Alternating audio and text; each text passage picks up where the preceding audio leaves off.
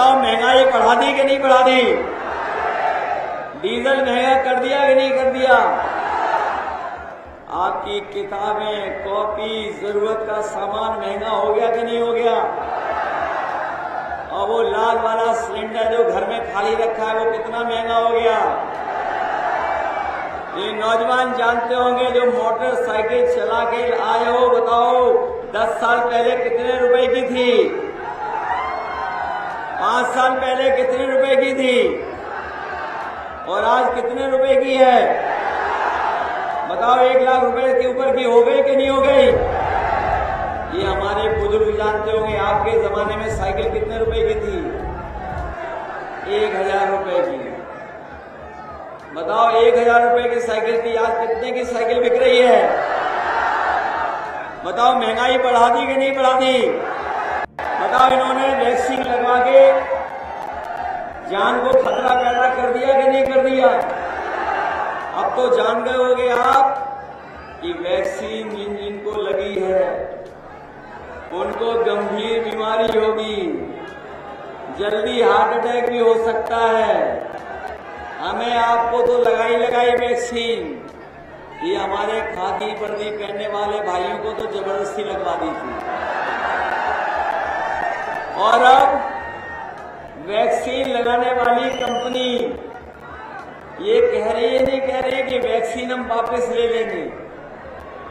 बताओ वो vaccine company कह रही कि नहीं कह रही? अब ये बीजेपी वाले बताएं जो वैक्सीन लग गई है वो हमारे शरीर से वापस कैसे लोगे?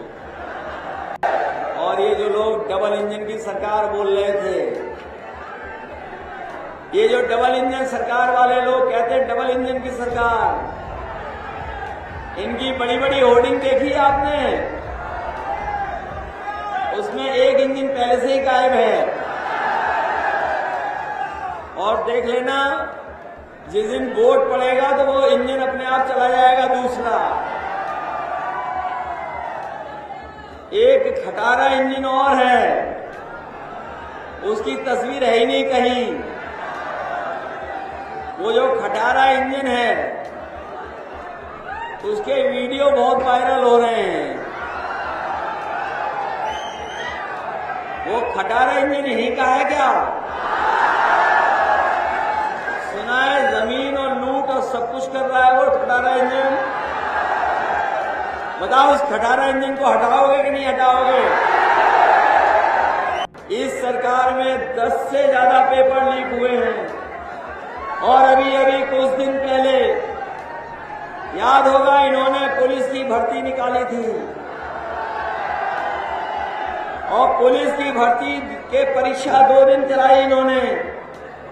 और इन्होंने कहा कि हमने इतना सुरक्षा का इंतजाम किया है, इतनी अच्छी तैयारी की है कि पेपर लीक नहीं होगा। लेकिन हमारे नौजवान जानते होंगे जो परीक्षा देकर के आए होंगे, पहले दिन दूसरे दिन परीक्षा दी और जब वो घर लौट करके पहुंचे तो पता लगा पेपर लीक हो गया। पेपर रद्द करने के लिए उन्हें लड़ना पड़ा, पेपर उसका भी लीक करा दिया। पता नहीं बीजेपी की सरकार कैसी है, इसका लीकेज नहीं रुक पा रहा है। बताओ लीकेज है सरकार में कि नहीं है? और कितने पेपर लीक कराए? सब पेपर लीक कराए। हमारे नौजवान साथियों, आपकी नौकरी से खिलवाड़ तो की है, लेकिन जरा सोचना जा करके आपके 1/3 जीवन से इन्होंने खिलवाड़ करने का काम किया। माननीय राष्ट्रीय अध्यक्ष समाजवादी पार्टी जिंदाबाद, अखिलेश यादव जिंदाबाद।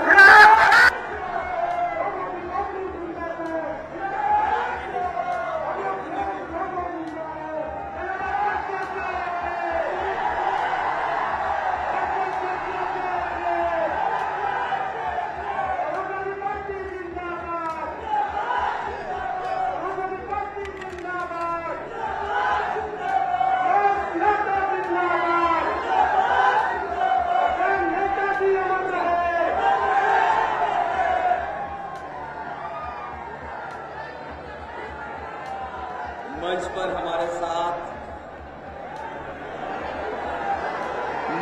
हमारे साथ समाजवादी पार्टी के राष्ट्रीय महासचिव, पूर्व मंत्री, विधायक आदरणीय इंद्रजीत सरोज जी, समाजवादी पार्टी के जिले के अध्यक्ष दयाशंकर यादव जी,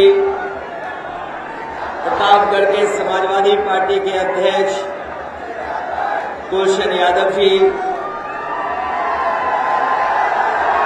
मंच पर कांग्रेस पार्टी के अध्यक्ष गौरव पांडे जी, मंच पर उपस्थित संजीव भूषण द्विवेदी जी, आनंद मोहन पटेल जी, कैलाश चंद केसरवानी जी, परवेज अख्तर साहब, दलत अजीम जी, लवकुश मौर्य जी, सोनी चौधरी जी, भैयालाल पाल जी, कमलेश सिंह सेंगर जी, गुलाम हुसैन साहब से लेकर के बड़ी संख्या में हमारे सभी समाजवादी पार्टी के संगठन के पदाधिकारी, कांग्रेस पार्टी के सभी पदाधिकारी, आप पार्टी से लेकर के जितने भी सहयोगी दल, इंडिया गठबंधन के हमारे नेता, उनके सहयोगी साथी जो मंच पर हैं और इस चुनावी जनसभा में उपस्थित बड़ी संख्या में हमारे सभी आदरणीय बुजुर्ग,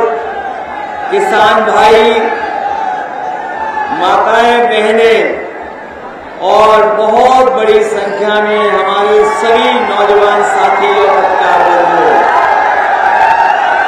मैं आप सबसे पहले धन्यवाद और आभार प्रकट करना चाहता हूं। मैं देख रहा हूं मैदान में जितनी हमें जगह दिखाई दे रही है,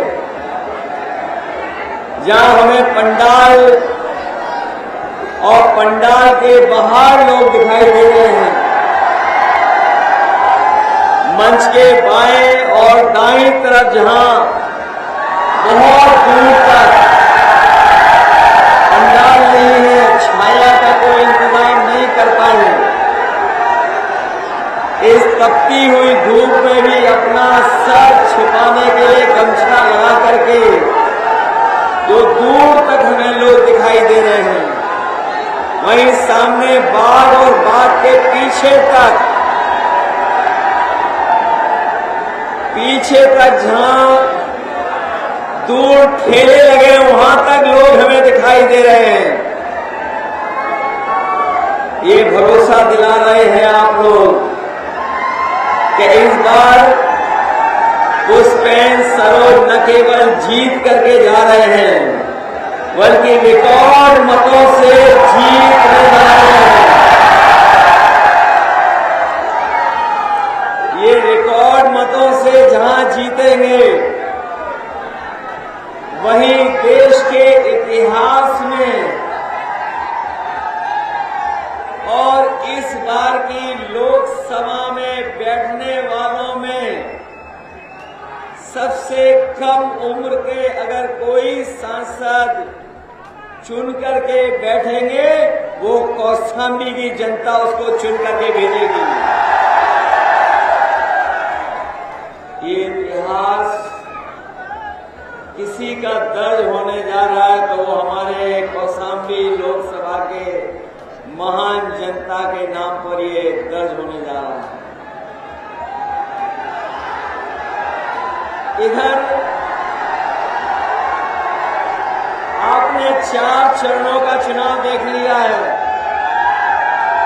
ये 4 चरणों का चुनाव आपने देखा है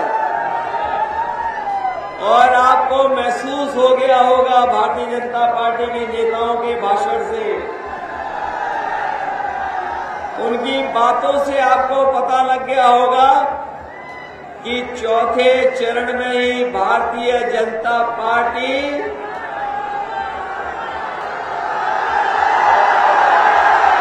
चारों खाने चित हो चुकी है। चौथे चरण में चारों खाने चित है और इस 5वें चरण में जब वोट पड़ेगा तो उत्तर प्रदेश से भारतीय जनता पार्टी का सफाया होने जा रहा है।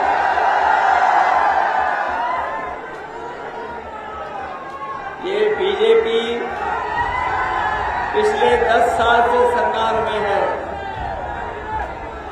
दिल्ली वालों की सरकार 10 साल से चल रही है और उत्तर प्रदेश में 7 साल की। ये आपको 10 साल का हिसाब किताब नहीं करना है इनसे 17 साल का हिसाब किताब मांगना है सरकार वालों से। बताओ 17 साल में 17 साल की सरकार का हिसाब किताब मांगोगे? 17 साल की सरकार में क्या मिला है आपको?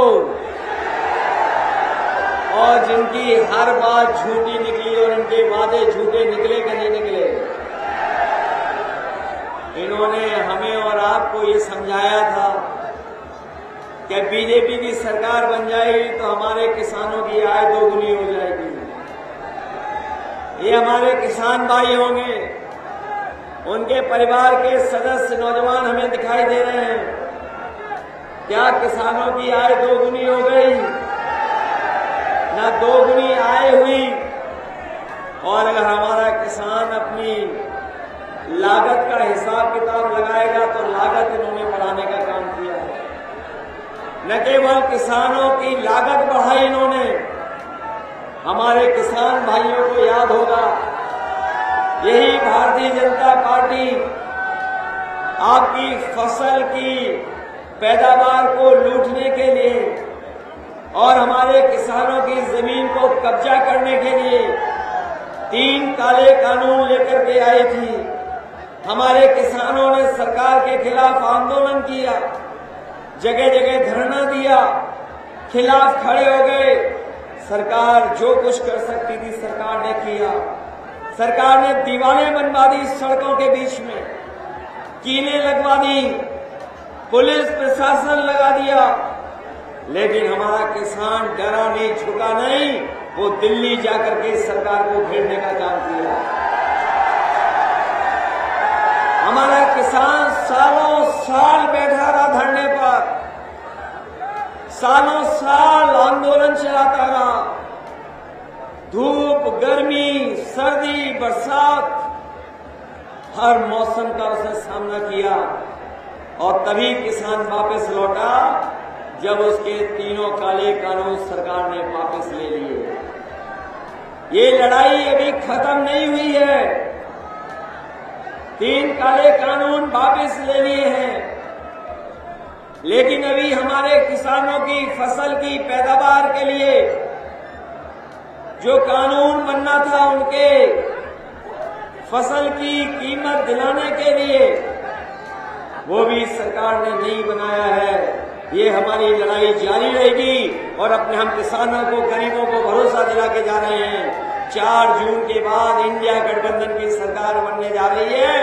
हम अपने किसानों को उनकी पैदावार की कीमत सही मिले, उनको लाभकारी मूल्य मिले, उसके लिए कानूनी अधिकार दिला करके अपने किसानों को खुशहाल बनाने का काम करेंगे। ये सरकार, इन सरकार के फैसलों ने हम अपने किसानों को याद दिलाना चाहते हैं और बड़ी जिम्मेदारी के साथ पत्रकार साथियों के सामने कहना चाहते हैं। ये दिल्ली वाले और लखनऊ वाले आ रहे होंगे, किसानों के लिए न जाने क्या क्या बता रहे होंगे, लेकिन हमारा किसान जानता है कि बीजेपी के पिछले 10 साल की दिल्ली की सरकार में और जगह जगह जहां बीजेपी की सरकार है, उसकी नाकामी की वजह से 1 लाख किसानों ने आत्महत्या की है। 1 लाख किसान अपनी गरीबी के कारण, कर्ज के बोझ के कारण, अपनी परेशानी के कारण 1 लाख किसान ने आत्महत्या कर ली। लेकिन ये सरकार मदद नहीं कर रही है। इस सरकार ने बड़े बड़े उद्योगपति, बड़े बड़े कारोबारी, बड़े बड़े पैसे वाले लोगों का कर्ज माफ कर दिया। जो हमारे जागरूक होंगे लोग जानते होंगे, इन्होंने 16 लाख करोड़ उद्योगपतियों का कर्ज माफ कर दिया। और जिस समय कर्ज माफ करने का फैसला सरकार ने लिया था, उस समय सरकार ने ये नियम बनाया कि जिनका 5 करोड़ रुपए से ऊपर का कर्ज है, उनका कर्ज माफ होगा। हमारा किसान दुखी रह गया, निराश हो गया, उसे लगा कि उसका भी कर्ज माफ हो जाएगा, लेकिन उसका कर्ज माफ नहीं हुआ। 5 करोड़ से ऊपर वालों का कर्ज माफ कर दिया, उद्योगपतियों का कर्ज माफ कर दिया। बड़े बड़े खासम खास लोग बीजेपी के थे, उनका कर्ज माफ हुआ, लेकिन हमारे किसानों का जो लाखों का कर्जा है वो इस सरकार ने माफ नहीं किया। हम अपने किसान भाइयों को आज भरोसा दिला के जा रहे हैं। इंडिया गठबंधन, कांग्रेस पार्टी, समाजवादी पार्टी ने तय किया है कि हमारे किसानों का जो लाखों का कर्जा है, सरकार बनेगी अपने किसानों का कर्ज माफ करने का कर्ज माफ करेंगे। जब ये 16 लाख करोड़ माफ कर सकते हैं, करोड़ों करोड़ों रुपए लोगों के माफ कर सकते हैं, तो हम अपने गरीबों का, किसानों का लाखों का कर्जा भी माफ करेंगे। जहां किसान दुखी है, वहीं हमारे नौजवानों के भविष्य के साथ खिलवाड़ की सरकार है। हमारा नौजवान जो नौकरी और रोजगार चाहता था, इसके भविष्य को अंधकार में डाल दिया। हमारा नौजवान जो पढ़ा लिखा है, मेहनत करना जानता है, कठिन परिश्रम से अपनी कोचिंग कर करके इसने परीक्षाओं की तैयारी की जिससे इसको नौकरी मिल जाए, लेकिन नौकरी नहीं दी सरकार ने। जो भी परीक्षा हुई उसके पेपर लीक हो गए, सब पेपर लीक करा दिए। और हमारा नौजवान ये जानता होगा, क्योंकि इलाहाबाद के पास के लोग हैं, इलाहाबाद में भी पढ़ते होंगे। इलाहाबाद और आसपास के हमारे नौजवान जो पढ़ाई लिखाई करके नौकरी पाना चाहते थे, लेकिन हर पेपर लीक करा दिया सरकार ने। और ये 1, 2, 3, 4, 5 पेपर लीक नहीं हुए हैं, इस सरकार में 10 से ज्यादा पेपर लीक हुए हैं। और अभी अभी कुछ दिन पहले याद होगा, इन्होंने पुलिस की भर्ती निकाली थी, और पुलिस की भर्ती के परीक्षा 2 दिन चलाई इन्होंने, और इन्होंने कहा कि हमने इतना सुरक्षा का इंतजाम किया है, इतनी अच्छी तैयारी की है कि पेपर लीक नहीं होगा। लेकिन हमारे नौजवान जानते होंगे, जो परीक्षा देकर के आए होंगे, पहले दिन दूसरे दिन परीक्षा दी, और जब वो घर लौट करके पहुंचे तो पता लगा पेपर लीक हो गया। पेपर रद्द करने के लिए उन्हें लड़ना पड़ा, पेपर उसका भी लीक करा दिया। पता नहीं बीजेपी की सरकार कैसी है, इसका लीकेज नहीं रुक पा रहा है। बताओ, लीकेज है सरकार में कि नहीं है? और कितने पेपर लीक कराए? सब पेपर लीक कराए। हमारे नौजवान साथियों, आपकी नौकरी से खिलवाड़ तो की है, लेकिन जरा सोचना जा करके आपके 1/3 जीवन से इन्होंने खिलवाड़ करने का काम किया। ये जो परीक्षाएं रद्द हुई हैं, ये नौकरी तो नहीं दी है, लेकिन आपके 1/3 जीवन की बर्बादी की है इन्होंने। 1/3 जीवन खराब कर दिया नौजवानों का। और यही नहीं, हमारे फौज के लिए जो नौजवान तैयारी करते थे सड़क पर दौड़ करके, ये सड़क पर दौड़ के मेहनत करते थे, अपने खेतों के मेड़ पे दौड़ के, अपने गांव में कुछ खेल का मैदान बना करके दौड़ के तैयारी करते थे फौज की नौकरी के लिए। सोचते थे कि फौज की नौकरी में जाकर के पक्की नौकरी और देश की रक्षा करने के लिए वर्दी पहनेंगे, लेकिन इस सरकार ने उनकी भी नौकरी 4 साल वाली कर दी। ये जो अग्निवीर की नौकरी 4 साल वाली, मैं अपने नौजवानों को कह के जा रहा हूं, हम समाजवादी लोग हैं। नेताजी ने बहुत सुविधाएं दी थी फौज के लोगों को, और एक समय ऐसा भी आया था कि जिस समय नेताजी डिफेंस मिनिस्टर थे और उन्होंने फैसला लिया था कि जो भी शहीद होगा वो अपने पूरे सम्मान के साथ उसके घर परिवार के बीच में ले जाया जाएगा, जवान उसको आखिरी दर्शन के लिए। उस समय की सरकार ने बजट का बहाना लिया कि बजट नहीं है, ये योजना नहीं पूरी हो सकती है। नेताजी ने कहा था उस समय कि हमारे किसान और गरीब परिवार का बेटा सीमा की रक्षा करता है, इसके लिए चाहे जितना भी बजट लग जाएगा, अगर वो शहीद होगा तो सुविधाओं के साथ साथ पूरे सम्मान के साथ उसके घर परिवार के बीच में आखिरी दर्शन के लिए लेकर जाएगा। लेकिन आज जो अग्निवीर की नौकरी है, इसमें कोई सुविधा नहीं है, और अगर शहीद भी हो गए तो आपको सम्मान के साथ नहीं लेकर के आएंगे। इसलिए हम आपसे कह के जा रहे हैं कि ये आधी अधूरी नौकरी को हम लोग स्वीकार नहीं करेंगे। अग्निवीर समाप्त होगी और पक्की नौकरी और पक्की वर्दी पहनाने का काम भी समाजवादी सरकार में होगा।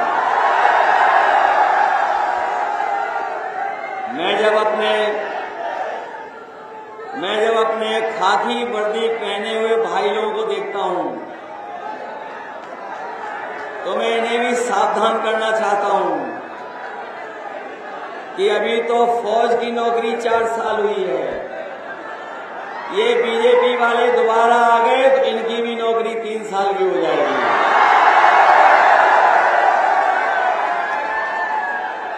ये प्रेस के लोग पूछते हैं कि कैसे हो जाएगी, ये कभी कभी पूछते हैं कि कैसे हो जाएगी इनकी नौकरी 3 साल की। मैं उन प्रेस के साथियों से पूछता हूं कि बताओ, आपको पता था कि हवाई जहाज बिक जाएंगे?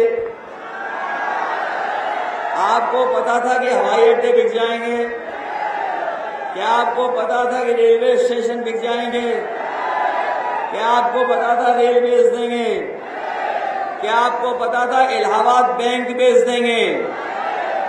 क्या आपको पता था कि नौकरी आउटसोर्स कर देंगे? क्या आपको पता था कि बोरी से चोरी हो जाएगी?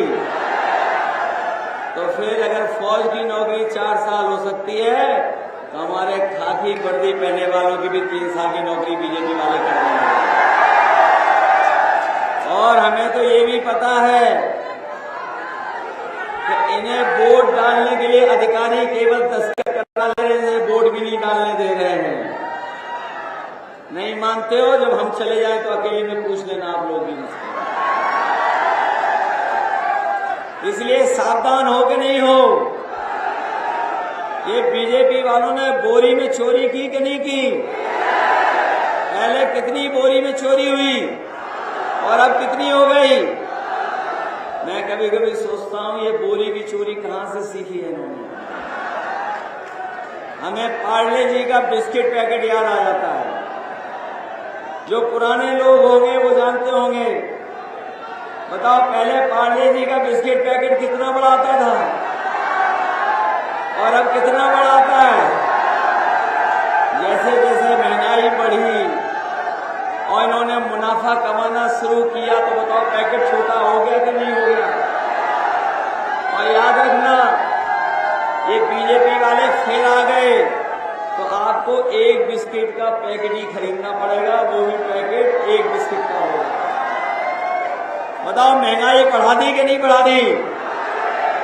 डीजल महंगा कर दिया कि नहीं कर दिया? आपकी किताबें, कॉपी, जरूरत का सामान महंगा हो गया कि नहीं हो गया? और वो लाल वाला सिलेंडर जो घर में खाली रखा है वो कितना महंगा हो गया? ये नौजवान जानते होंगे जो मोटरसाइकिल चला के आए हो, बताओ 10 साल पहले कितने रुपए की थी? 5 साल पहले कितने रुपए की थी और आज कितने रुपए की है? बताओ 1 लाख रुपए के ऊपर की हो गई कि नहीं हो गई?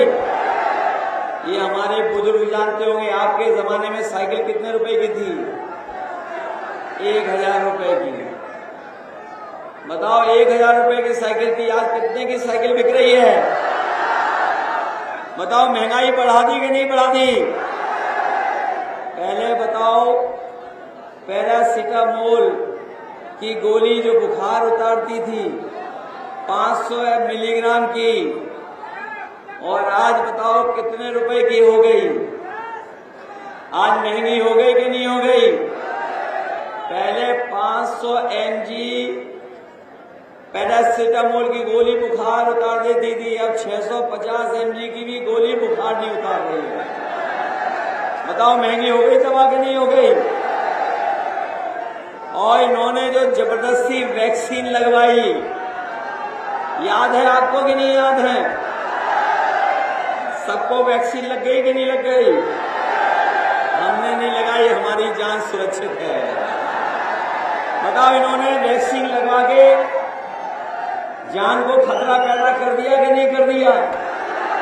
अब तो जान गए होंगे आप कि वैक्सीन जिन जिनको लगी है उनको गंभीर बीमारी होगी, जल्दी हार्ट अटैक भी हो सकता है।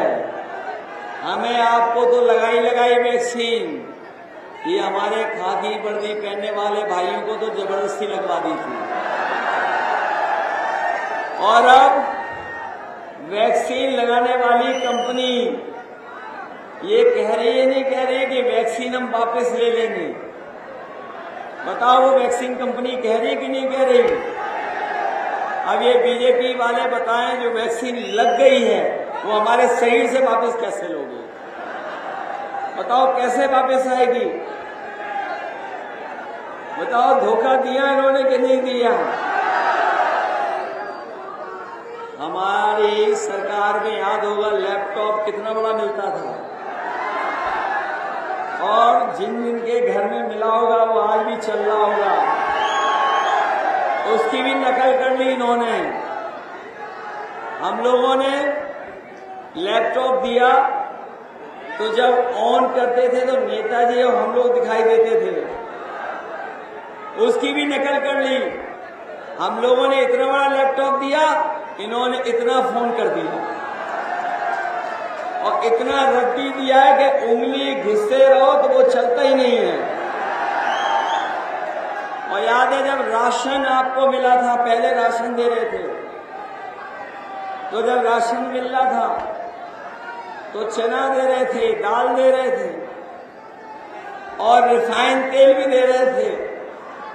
बताओ राशन में अब क्या दे रहे हैं आपको? क्या दे रहे हैं राशन में? ये कोई नई पौष्टिक चीज दे रहे हैं आपको लगता है? ये बहुत पौष्टिक है क्या? इसलिए अपने गरीबों को हम कह के जा रहे हैं, कल ही हम लोगों ने और कांग्रेस पार्टी ने तय किया है कि अपने गरीबों को जो राशन दिया जा रहा है वो सबसे खराब राशन दिया जा रहा है। उस राशन की गुणवत्ता बेहतर करेंगे और जो मात्रा मिल रही है वो मात्रा ठीक नहीं है, उस मात्रा को भी बढ़ाएंगे। न केवल राशन की गुणवत्ता बढ़ाएंगे, मात्रा बढ़ाएंगे, और जिस तरीके से संपन्न लोग और बड़े लोग पैकेट का आटा खरीद करके खा रहे हैं, जो गुणवत्ता में अच्छा है, वो पौष्टिक भी है। हम लोगों ने तय किया है, समाजवादी पार्टी और इंडिया गठबंधन ने, कि जब सरकार बनेगी तो राशन की गुणवत्ता बेहतर करेंगे और पौष्टिक आटा के साथ साथ आपको डाटा भी फ्री देने का काम करेंगे। जो आटा पौष्टिक होगा वो स्वास्थ्य बेहतर रखेगा और वही डाटा हमें और आपको आगे बढ़ने का मौका देगा। आज हर चीज ऑनलाइन है, पढ़ाई से लेकर के जानकारी से लेकर के फॉर्म भरने तक। इसलिए जब ये टेलीफोन कंपनी आई थी तब फ्री डाटा दे रहे थे, अब पैसे वसूल रहे हैं। इसलिए आटा के साथ साथ हम लोग डाटा भी फ्री देने का काम करेंगे और अपने साथियों से हम भरोसा दिलाते हैं कि जिस तरीके से 30 लाख नौकरियां सरकारी विभाग में अभी तक नहीं दी गई हैं और ये नौकरियां इसलिए नहीं दे रहे हैं क्योंकि उन्हें आरक्षण देना पड़ेगा। हम अपने तमाम लोगों को कह के जा रहे हैं कि जो सरकारी नौकरियां खाली हैं 30 लाख पूरा का पूरा आरक्षण दे करके अपने नौजवानों को आगे बढ़ाने का काम करेंगे। इसलिए मदद करो सब लोग मिलकर के, मदद करोगे सब लोग, पुष्पेंद्र सरोज की मदद करोगे आप। ये नौजवान साथी है, बाहर से पढ़ करके आया है। जो लोग बाहर से पढ़ करके आए, हम भी बाहर से पढ़ करके आए। जब हम बाहर से पढ़ करके आए तभी हम एक्सप्रेस वे दे पाए आपको। हम बाहर से पढ़ करके आए तो हमें महसूस हुआ कि हमारे गरीब परिवार के बच्चों पे भी लैपटॉप होना चाहिए, से लैपटॉप देने का काम किया। और यही नहीं, एम्बुलेंस आपकी हम लोगों ने शुरू की थी। आप फोन मिलाते थे, आपके घर परिवार में कोई बीमार होता था तो उसे अस्पताल पहुंचाने के लिए इंतजाम किया था। और यही नहीं, हमारे पुलिस के लोग जानते होंगे, थानों में गाड़ियां नहीं होती थी। अगर कोई आता था, घटना होती थी, मदद के लिए आता था, तो पुलिस वाले कहते थे कि पहले डीजल भरवाओ तब हम तुम्हारे संग चलेंगे। लेकिन हम लोगों ने अमेरिका से सीख करके न्यूयॉर्क पुलिस जैसे काम करती है, ये हमारे पुलिस के अधिकारी जानते होंगे, जिन अधिकारियों को मैंने अपने साथ लगाया था कि इस काम को हमारी मदद करिए। और न केवल आपके उत्तर प्रदेश का बल्कि देश का सबसे बेहतर पुलिस को रिस्पांस सिस्टम डायल 100 अगर किसी ने दिया था तो समाजवादी लोगों ने देने का काम किया था। ये डायल 100 सरकार ने इसका भी नंबर बदल दिया। सरकार ने 100 से 112 कर दिया। तो हमारे खाकी वर्दी पहनने वाले भाइयों को लगा कि जब नंबर बदल गया है, 100 से 112 हो गया है, तो हमें भी अपना रेट बढ़ा देना चाहिए। और अब जब फोन मिलाते हैं तो सुनने में आया है कि पुलिस पहुंचती है तो दोनों से पैसा वसूल लेती है। बताओ, व्यवस्था खराब कर दी कि नहीं कर दी? ये जो सुबह 4 बजे उठ करके योगा करते थे, ये जो दावा करते थे लखनऊ वाले जो आपके बगल में आए थे, जो लखनऊ वाले हर काम को उल्टा पुल्टा करते हैं। एक बार उनसे हम लोगों ने कुछ सवाल पूछ लिया नौकरी को लेकर के, तो बोले 46 में 56 लोगों को दिए नौकरी हमने। वो उल्टा पुल्टा बोलने वाले आए थे बगल में, सुना है मैंने। आए थे क्या बगल में? सुना उनका तंबू उखड़ गया, कोई था ही नहीं। बताओ, भाजपाइयों का तंबू उखड़ गया कि नहीं उखड़ गया? ये कौशाम्बी बहुत ऐतिहासिक धरती है। ये कौशाम्बी के लोगों ने पिछले चुनाव में समाजवादियों का बहुत सम्मान बढ़ाया। उन परिस्थितियों में हमें सब सीटें जिता करके भेज दिया, सब सीटें जिता दी। इसलिए हमें बहुत भरोसा है आप पर, अपने कौशाम्बी की जनता पर।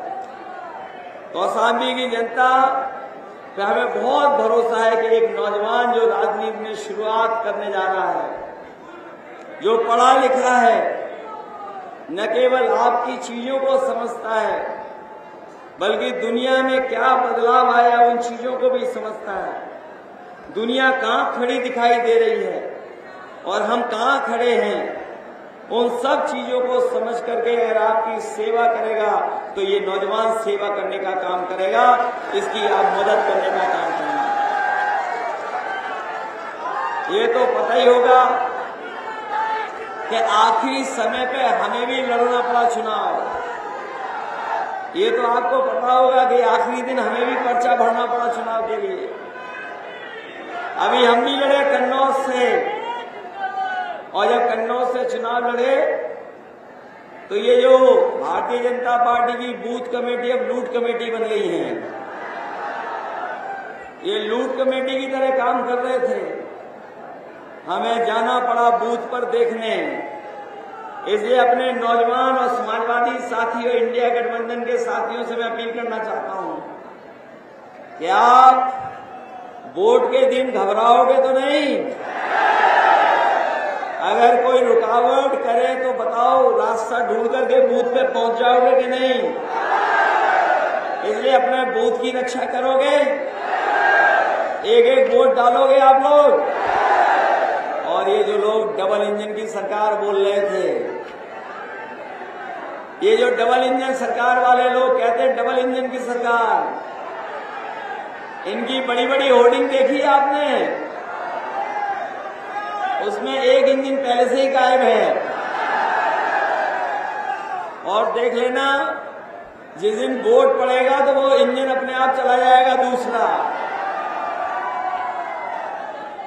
एक खटारा इंजन और है, उसकी तस्वीर है ही नहीं कहीं। वो जो खटारा इंजन है उसके वीडियो बहुत वायरल हो रहे हैं। वो खटारा इंजन यहीं का है क्या? सुना है जमीन और लूट और सब कुछ कर रहा है वो खटारा इंजन। बताओ, उस खटारा इंजन को हटाओगे कि नहीं हटाओगे? हटाइए उस खटारा इंजन को। और ऐसे खटारे इंजन के लिए हम एक गाना लेके आए हैं दिल्ली से। कौन है? कोई गाना चलाने वाला है कि नहीं है? इसलिए जो दिल्ली से वो गाना है खटारा इंजन के लिए, जो सांसद है उन्हें हटाइए और नया सांसद चुनिए, बजाइए उस गाने को। इसलिए मदद करोगे आप पुष्पेन की?